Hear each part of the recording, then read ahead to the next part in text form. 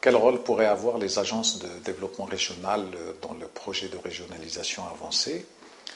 C'est un rôle qui va être très important parce qu'elles vont renforcer la capacité technique des conseils régionaux, puisque dans la nouvelle proposition, la réforme institutionnelle met l'accent sur la prééminence du conseil régional en matière d'élaboration de stratégies de développement régional et en matière d'exécution des grands projets, petits et grands projets dans la région.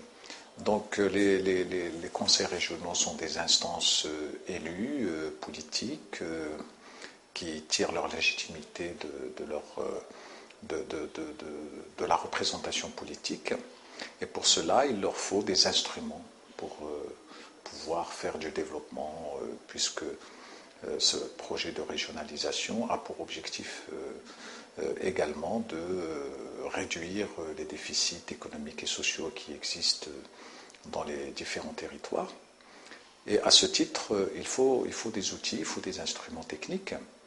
Donc je pense que la commission régionalisation s'est inspirée du travail qu'ont fait les agences de développement qui existent déjà, l'agence de l'Oriental, que je représente d'ailleurs aujourd'hui à cette réunion, l'agence du Nord, la première agence créée au Maroc, et l'agence du Sud qui s'occupe notamment des provinces du Sud.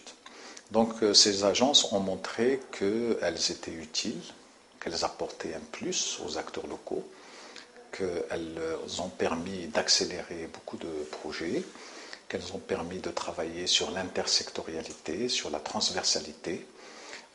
Tous ces éléments sont très importants pour faire du développement territorial. Parce que le développement territorial maintenant est basé sur des nouvelles approches. Les territoires maintenant sont en compétition. Le Maroc est de plus en plus ouvert. Nous sommes dans un contexte de mondialisation, de concurrence. Donc il faut que les territoires prennent en charge leur destin, puissent être compétitifs, développent des projets qui leur permettent de valoriser leurs ressources.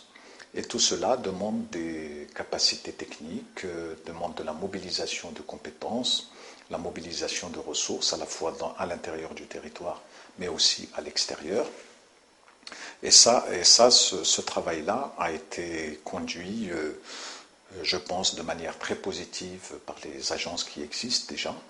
Et ces agences ont été auditionnées par la commission régionalisation. Nous leur avons restitué notre expérience. Nous leur avons donné notre avis et à ce titre, ça a inspiré la commission pour proposer des agences régionales d'exécution de projets pour être la capacité technique du conseil régional.